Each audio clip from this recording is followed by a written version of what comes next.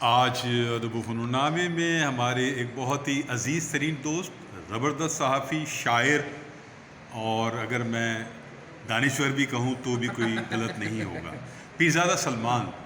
اور پیرزادہ سلمان کی ایک خاص بات یہ ہے کہ کچھ بزرگوں سے ان کی بڑی دوستیاں ہیں، جن میں ہمارے افتخار عارف بہت زبردست شاعر اور عالم اور دانشور، اور بلا شبہ اس وقت اردو دنیا کے ایک ممتاز ترین شخصیت ہیں اور ممتاز ترین صف اول کے شاعر ہیں۔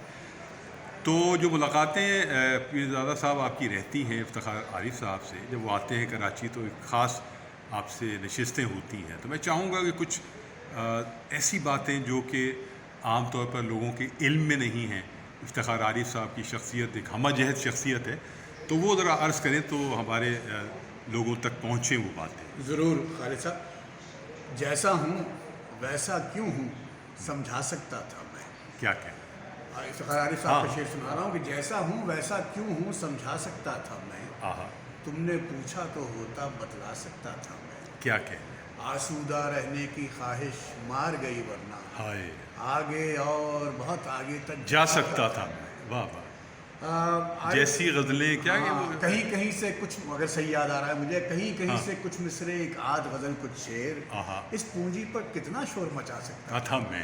سبحان اللہ۔ عارف صاحب سے میرا تعلق یوں سمجھیے کوئی 25-30 برس تو محیط ہے، اور ظاہر ہے پہلے تو میں ان کا اور آج بھی ان کا مداح ہوں، ان کی شاعری کا، میں ان کی شاعری کو بہت بالکل صحیح، میں سمجھتا ہوں ہم سب مداح ہیں، منفرد شاعر ہیں۔ لیکن چونکہ ابھی یہ آپ کی ریکارڈنگ سے پہلے گفتگو ہو رہی تھی کہ آج کل جو شخصیات ہیں ادب کی دنیا میں یا دوسرے دیگر شعبوں میں، وہ اکہری شخصیات، یعنی ون ڈائمینشنل، یعنی کوئی شاعر ہے تو صرف شاعر ہے، انجینئر ہے تو صرف انجینئر ہے، اور ڈاکٹر ہے تو صرف ڈاکٹر۔ لیکن پہلے آج سے 30-40 سال پہلے ایسا نہیں ہوتا تھا۔ سلیم الزمان صدیقی کی ایک رنگا رنگ شخصیت تھی۔ عارف صاحب کی میں 2-3 باتیں آپ کو بتانا چاہتا ہوں، اور یہ ان کے، اب عارف صاحب کی شخصیت اور ان کی ذات کے بارے میں معین صاحب مختلف آ رہا ہے، یہ آپ جانتے ہیں میں کیا کہہ رہا ہوں، اور ایک بڑی شخصیت کے ساتھ ہوتے ہیں معاملات۔ لیکن میں آپ سے کچھ ایسی باتیں شیئر کرنا چاہتا ہوں کہ جو شاید آپ کو اچھی لگے۔ وہ یہ کہ پہلے تو ان کی، میں آپ کو بتاؤں کہ 2021 کی بات ہے، میں پیرزادہ سلمان، مجھ پہ ایک بہت کڑا وقت تھا، بہت ہی سخت وقت تھا ذاتی زندگی میں، میں بہت پریشان رہتا تھا۔ عارف صاحب سے تقریباً یہ سمجھیے کہ میری ہفتے میں 2-3 دن فون پہ بات ہوتی ہے، وہ اسلام آباد میں رہتے ہیں، میں کراچی میں رہتا ہوں۔ یہ بات میں KLF میں بھی کر چکا ہوں، لیکن بتانا ضروری ہے لوگوں کے لیے۔ عارف صاحب کو ان دنوں ایک یہ بازو کا کوئی مسئلہ چل رہا تھا، اور پیر کا بھی، جو شل سے ہو گیا، فروزن شولڈر ٹائپ ایسا کچھ تھا، اور اس کا آپریشن ہونا تھا۔ لیکن عارف صاحب میری پریشانی سے واقف تھے، اور معین صاحب یقین کیجیے وہ میری پریشانی کی وجہ سے مجھے روزانہ فون کرتے تھے، اچھا، کہ میاں خیریت سے ہو، اب کیا صورتحال ہے، وغیرہ وغیرہ وغیرہ۔ ان کا آپریشن تھا، اور ایسا بھی ہوا کہ اس دوران ان کے، میں اب ایسی کنڈیشن میں تھا کہ فون لوگوں کے اٹھاتا نہیں تھا، جواب نہیں دیتا تھا۔ لیکن اس دوران کیا ہوا کہ ان کا آپریشن تھا عارف صاحب کا۔ مجھے خیال آیا اچانک کہ یار آج تو ان کا آپریشن ہے، تو ان کو فون کر کے خیریت پوچھتی ہوں۔ اسی رات کو میں نے فون کیا تو وہ کوئی آپریشن تھیٹر میں جا رہے تھے، لیکن میرے فون کرنے سے پہلے ان کا فون آیا۔ اچھا، آپریشن تھیٹر میں جانے سے پہلے انہوں نے میری خیریت پوچھی۔ میں حیران رہ گیا، اور میں ایک تو دوست داری، یہ انسانی تعلقات کی اہمیت، تمہاری ذہنی حالت ٹھیک ہے وغیرہ، خوش ہو۔ ایک تو یہ بات، دوسری ہم جو بات کر رہے تھے جو بہت ضروری ہے، میں سمجھتا ہوں کہ آج کل کے شاعروں کو، ادیبوں کو، میرے نزدیک جو میں کمی محسوس کرتا ہوں وہ ان کا اکہرا پن ہے۔ یعنی ایک تو لوگ لکھتے پڑھتے کم ہیں، مطالعہ بہت ضروری ہے۔ عارف صاحب کا مطالعہ بہت پڑھا ہے انہوں نے، لیکن وہ جو مختلف شعبوں میں، فنون لطیفہ کے اور دیگر شعبوں میں جو دلچسپی ہے، معاشیات کا شعبہ ہو، سوشیالوجی کا ہو، اور دیگر فنون کا جو بھی شعبے ہیں، میں آپ کو چھوٹی سی مثال دیتا ہوں۔ 2012 کی بات ہے، CNN BBC بہت دیکھا جاتا تھا ان دنوں، کوئی 8 یا 9 بجے کا وقت تھا رات کا، مجھے عارف صاحب کا فون آیا اسلام آباد سے، اور ان کی آواز میں لرزہ سا تھا، اچھا، گھبرائے ہوئے تھے۔ اچھا، تو میں نے فون اٹھا کے سلام کیا اسلام علیہ صاحب، تو کہنے لگے سلمان، اور باقاعدہ بھرائی ہوئی آواز تھی، सुना है पंडित जी चले गए, पंडित जी गुजर गए। अच्छा। अब मैं नहीं समझा कि क्या कह रहे, क्या कह रहे थे वो, लेकिन मालूम हुआ कि जो फिर बाद में मुझे पंडित रविशंकर का इंतकाल हो गया। ओह, जो सितार नवाज जी, आलमी शोहरत जी। याफ्ता। अच्छा, तो कहने के भाई कहीं से मुझे किसी ने कहा है कि पंडित जी गुजर गए, ज़रा तस्दीक करो, क्योंकि मैं सहाफ़ी हूँ। हाँ। तो मैंने कहा आरिफ साहब, मैं आप फ़ोन रखिए, मैं बताता हूँ आपको। तो मैंने सोचा कि दफ्तर फ़ोन करूँ, लेकिन उससे पहले देखा तो CNN पे वो जो न्यूज़ फ्लैश जिसे हमारे यहाँ टिकर कहते हैं, CNN को जो पट्टी चलती है, तो CNN पे वो मैंने पढ़ा कि पंडित गुजर गए रविशंकर का। फिर मैंने उनको फ़ोन करके कहा कि आरिफ साहब ये खबर ठीक है, दुरुस्त है, पंडित जी गुजर गए। यानी उनको फ़नून से जो इतना और शगफ जो फ़नून से कह सकते हैं, जैसे कोई ज़ाती नुकसान हो गया। बिल्कुल बिल्कुल।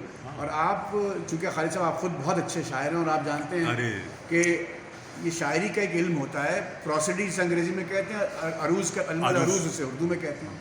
इसी तरह हिंदी में जो ये इल्म है, ये पिंगल का भी एक इल्म है, पिंगल जो हिंदी में जो मात्रों पे चलता है, उस पे आरिफ साहब की बड़ी गहरी दस्तरस है मुकम्मल। मैं इसको बात को जोड़ रहा हूँ रविशंकर से उनकी दिलचस्पी कि यानी जो म्यूज़िक से दिलचस्पी है उनकी, वो चूँकि और शायर को तो होनी चाहिए, शायर तो काफ़ी अदीब मानता है, शायरी तो एक सतह पर मौसीकी तो है, और क्या है, शायरी तो है ही आहंग। बिल्कुल। ये इस तरह की छोटी छोटी चीज़ें हैं। इसमें मैं एक बात आपको बताऊं तो एक वाक़या आर्ट्स काउंसिल का है जिसमें मैं यानी शाहिद हूँ।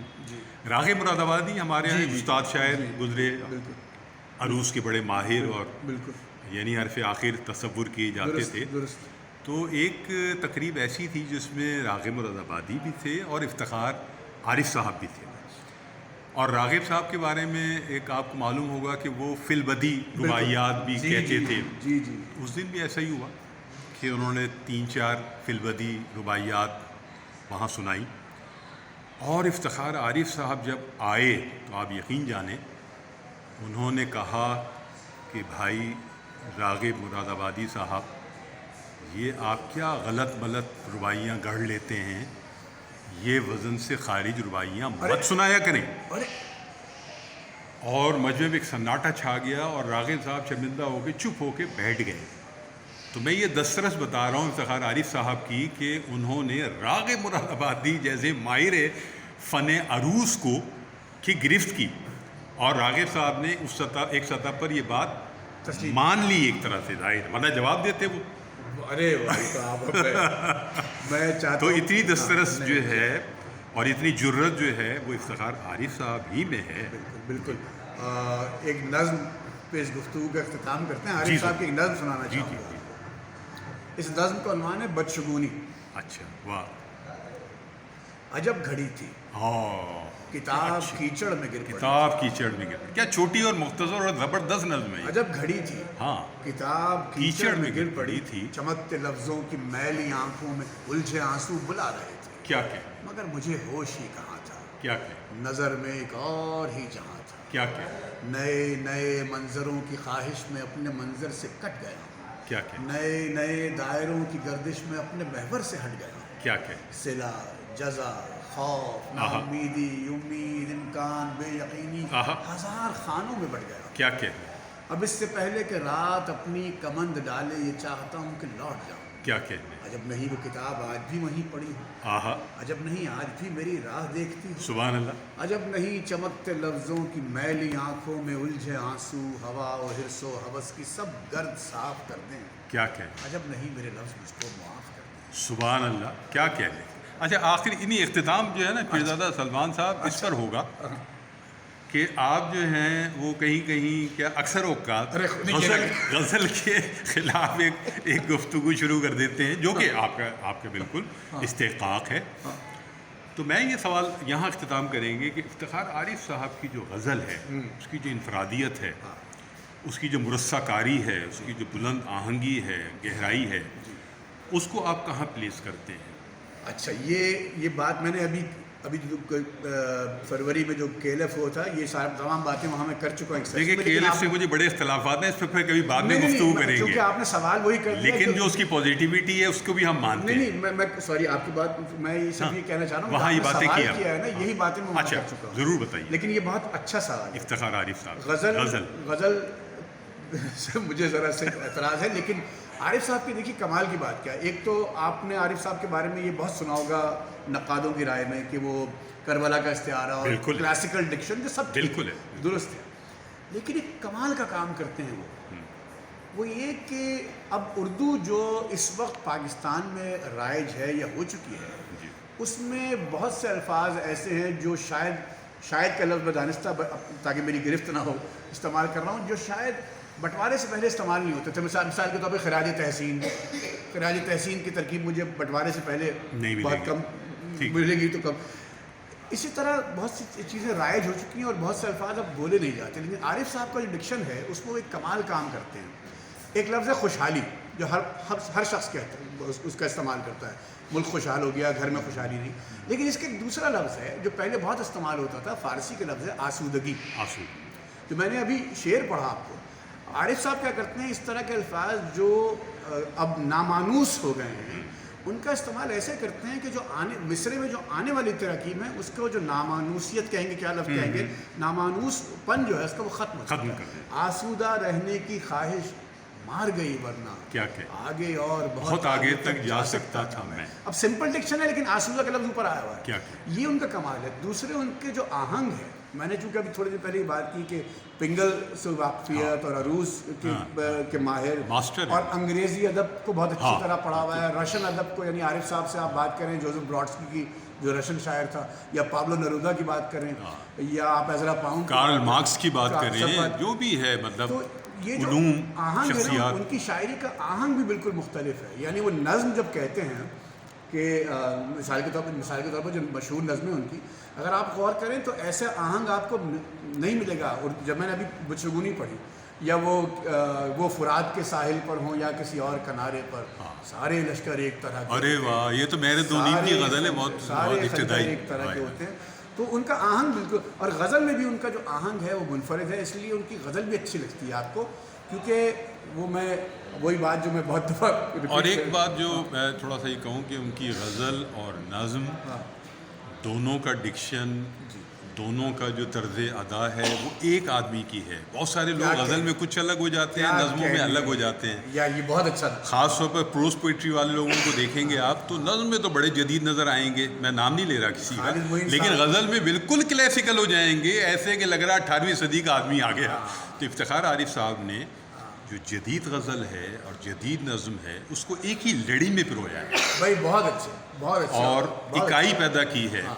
اور میرے دو نیم آتے ہی افتخار عارف صاحب نے ایک فاتح کے طور پر قدم رکھا تھا جدید شاعری میں, اور ان کی فتوحات کا سلسلہ اب بھی جاری ہے. ہم پیرزادہ صاحب اس پر پھر کبھی افتخار عارف صاحب پر مزید مکالمہ کریں گے, بلکہ وہ کراچی تشریف لائیں گے تو یہاں ہم ساتھ گفتگو کریں گے اور ان سے ریکارڈ بھی کریں گے. بہت شکریہ کہ آپ نے جو ہے بہت گراں قدر خیالات, اور میں چاہتا تھا کہ افتخار عارف صاحب پر گفتگو ہو اور ان کی شخصیت اور فن پر گفتگو ہو, اور یہ سلسلہ ہم دوبارہ بھی کریں گے. تو ادب و فنون نامے میں پیرزادہ صاحب آپ کی گفتگو کا, آپ کے خیالات کا بہت شکریہ. خدا حافظ.